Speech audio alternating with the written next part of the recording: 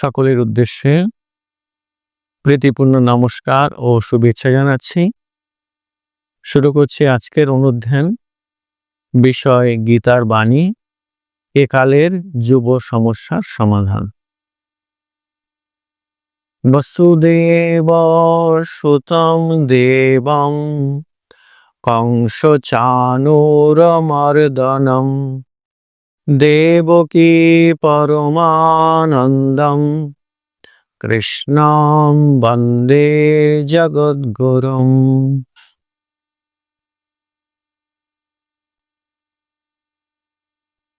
গীতা উপদেশের স্থল ধ্যান বা উপাসনা ক্ষেত্রে নয়, যুদ্ধক্ষেত্রে।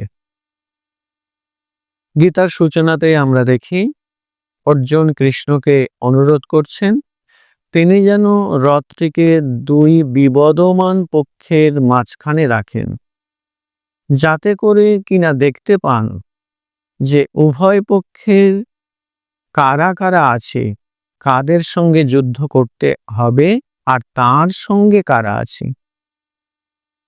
তিনি উভয় পক্ষে প্রিয় আত্মীয় স্বজনদের দেখলেন। বিরুদ্ধ পক্ষে আত্মীয়দের দেখে তার কি প্রতিক্রিয়া হলো?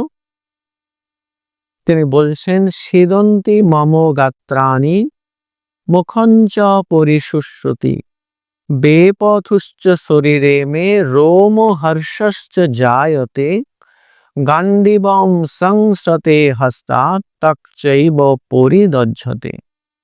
বলছেন, আমার গলা শুকিয়ে আসছে, আমার অঙ্গ যেন অবশ হয়ে গিয়েছে, রোম খাড়া হয়ে গিয়েছে, গায়ে জ্বালা অনুভব করছি, আর হাত থেকে গান্ডীব খসে পড়ছে, সোজা হয়ে পর্যন্ত দাঁড়াতে পারছি না, আর মনটা যেন অনবরত ঘুরছে। বলছেন, ন কাঙ্ক্ষে বিজয়ং কৃষ্ণ ন চ রাজ্যং সুখানি চ। আত্মীয়দের এই সংহার করে আমি রাজ্য চাই না, আমি বিজয় চাই না। এই বলে তিনি বেশ কিছুক্ষণ ধরে যুদ্ধ না করার সপক্ষে যুক্তি দেখালেন। অনেক উচ্চ মূল্যবোধের কথা তিনি বললেন, যেগুলো সবই সত্য। সঞ্জয় বলছেন, এমন বলে অর্জুন শোকাকুল চিত্তে রথে বসে পড়লেন। বিসৃজ্য সসরম চাপম শোকো সংবিঘ্ন মানস। বিষণ্ণ হয়ে বিষাদ ঘন ভাব নিয়ে তিনি ধনুর বাণ ত্যাগ করে বসে পড়লেন।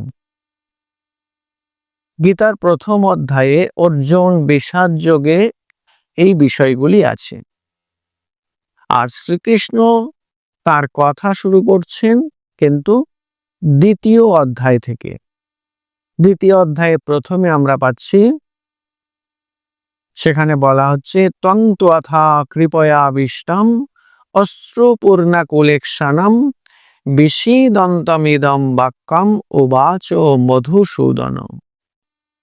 গভীর শোকাবিষ্ট অর্জুন দয়ার্দ্র চিত্তে ও চোখে জল ভরে আছে, অশ্রুপূর্ণ লোচনে তিনি রথের উপর বসে আছেন। অর্জুন এরকম অবস্থার মধ্যে রয়েছেন। এই অবস্থা দেখে কৃষ্ণ বলতে শুরু করলেন। প্রথমে শ্রীকৃষ্ণ তিরস্কার করবেন, আর তারপর তিনি তাকে অনুপ্রেরণা দেবেন, উৎসাহ দেবেন যুদ্ধ করার জন্য। অর্জুন তো যুদ্ধ করবেন না বলে বসে পড়েছেন। আমরা দেখছি কৃষ্ণ তাকে বলছেন যুদ্ধ করো, আর অর্জুন বলছেন যুদ্ধ করবেন না। যারা মহাভারতের পাঠক, মহাভারতের ঘটনাবলীর সঙ্গে পরিচিত, তারা ভুল বুঝবেন না, কিন্তু যারা প্রকৃত ঘটনার সঙ্গে অপরিচিত তারা বলবেন অর্জুন নেহাত ভালো মানুষ, আর কৃষ্ণ যুদ্ধোন্মাদ, তাই লাগাতার তিনি যুদ্ধের উস্কানি দিচ্ছেন। মনে রাখতে হবে, যুদ্ধক্ষেত্রে কৃষ্ণ অর্জুনকে টেনে আনেননি, অর্জুন কৃষ্ণকেই ডেকে এনেছেন, আর কৃষ্ণ তিনি যুদ্ধ করবেন না বলেছেন নিজে হাতে, যদিও তার সহায়ক হবেন বলেছেন। আর একটি কথা, বিরুদ্ধ পক্ষে যারা আছেন সেই কৌরবরা, তারা কিন্তু লাগাতার অন্যায় করেছেন পাণ্ডবদের উপর। বরং কৃষ্ণ যুদ্ধ বন্ধ করতে চেয়েছিলেন, তিনি নিজেই সন্ধির প্রস্তাব নিয়ে কৌরব সভায় পৌঁছেছিলেন। কৌরবরা তার কথায় কর্ণপাত তো করেননি, উল্টে তাকে গ্রেপ্তার করতে চেয়েছেন, তাকে বন্দী করতে চেয়েছেন। কৌরব পক্ষ নানা অন্যায় অবিচার সমাজের উপর যে চালিয়ে যাচ্ছিল, তার একটি প্রমাণ যে নিজ পরিবার, নিজের পরিবারের গৃহবধূ, তার ভাইয়েরা, পাণ্ডব ভাইয়েরা, তাদেরকেও তারা নিষ্কৃতি দেননি। দুষ্টদের দমন করা আর শিষ্টদের পালন করা ক্ষত্রিয়দের কর্তব্য। যারা সমাজের ক্ষত থেকে ত্রাণ করে তারাই ক্ষত্রিয়। ক্ষত্রিয় হিসেবে অর্জুনের তো কাজ যুদ্ধ করে যারা দুষ্ট তাদেরকে জব্দে রাখা। শ্রীকৃষ্ণ তো তাই তাকে যুদ্ধ করতে বলছেন। আসলে আমরা ভালো করে তলিয়ে দেখলে বুঝব যে কৃষ্ণ অর্জুনকে যুদ্ধ করতে বলেও কিন্তু যুদ্ধ করতে বলেননি, তিনি তাকে ক্ষাত্র ধর্ম পালন করতে বলেছেন। আমরা তাই দেখি যে শারীরিক মানসিক বিপর্যস্ত অর্জুনকে কৃষ্ণ প্রবোধিত করতে চাইছেন, উদ্বোধিত করতে চাইছেন, উদ্বুদ্ধ করতে চাইছেন।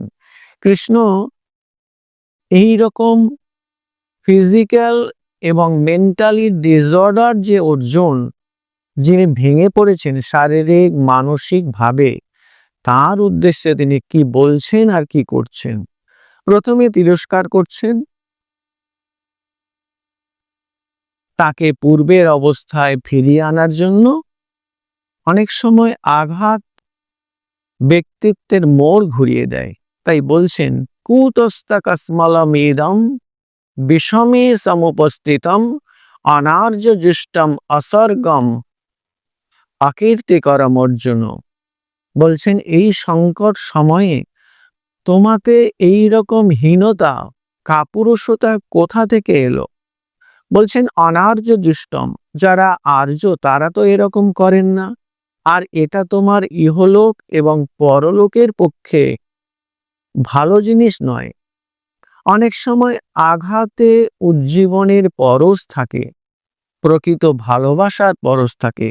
কৃষ্ণ সেইটিই করতে চাইছেন। আর পরবর্তী শ্লোকে তিনি তাকে শক্তিদায়ী ভাবনা দিচ্ছেন।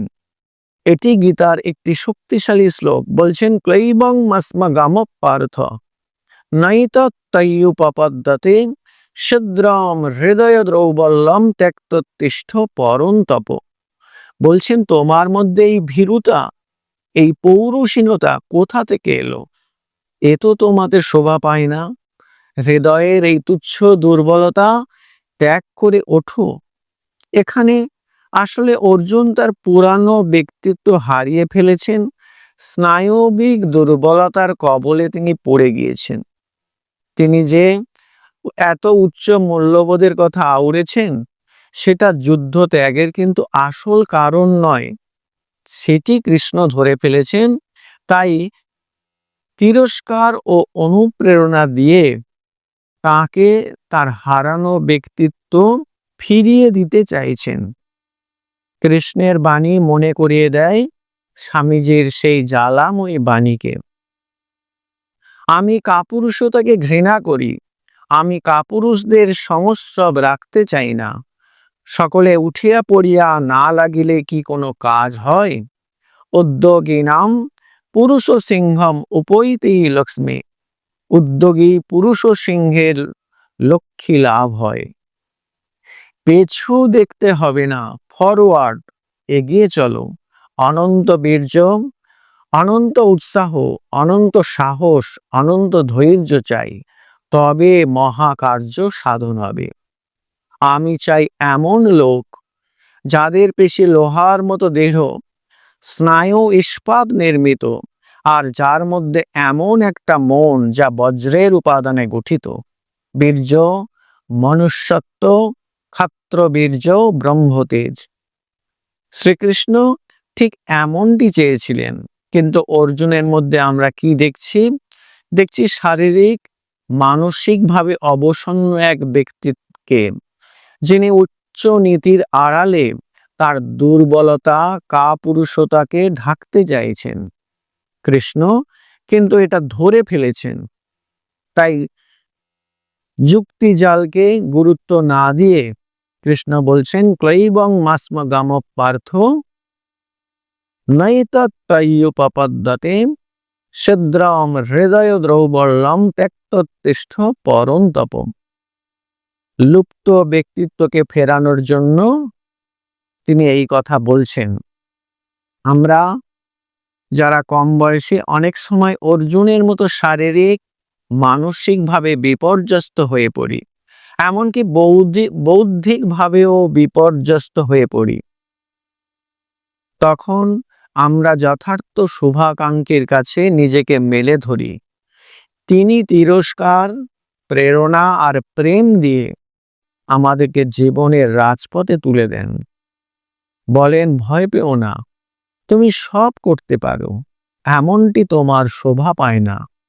ওঠো, জীবন যুদ্ধে অংশগ্রহণ করো, ভীরুতা, কাপুরুষতার দ্বারা কিছুই মেলে না। কৃষ্ণ অর্জুনকে তো তেমনি উৎসাহিত করছেন, আর তিনি বলছেন, ত্যক্তোত্তিষ্ঠ পরন্তপ, শুদ্রম হৃদয় দ্রৌবল্যম ত্যক্তোত্তিষ্ঠ পরন্তপ। হৃদয়ের তুচ্ছ দুর্বলতা ত্যাগ করো, হে পরন্তপ। এই পরন্তপ শব্দটি খুব তাৎপর্যময়। যুদ্ধের সময় যিনি বিপরীত পক্ষকে নাজেহাল করে তার শরীর মনে তাপ উৎপন্ন করতে পারেন, তাকেই বলা হয় পরন্তপ। অর্জুনের সে ক্ষমতা ছিল, তিনি বীর শ্রেষ্ঠ, তিনি সেটি হারিয়ে ফেলেছেন স্বল্প সময়ের জন্য। শ্রীকৃষ্ণ তাকে সেই পুরানো ব্যক্তিত্বে অধিষ্ঠিত করার জন্য তাই বলছেন, শুদ্রম হৃদয় দ্রৌবল্যম ত্যক্তোত্তিষ্ঠ পরন্তপ। আজকের এই পর্যন্ত। সর্বে ভবন্তু সুখিনো, সর্বে সন্তু নিরাময়া, সর্বে পশ্যন্তু ভদ্রাণি, মা কশ্চিৎ দুঃখ ভাগ ভবেৎ। নমস্কার।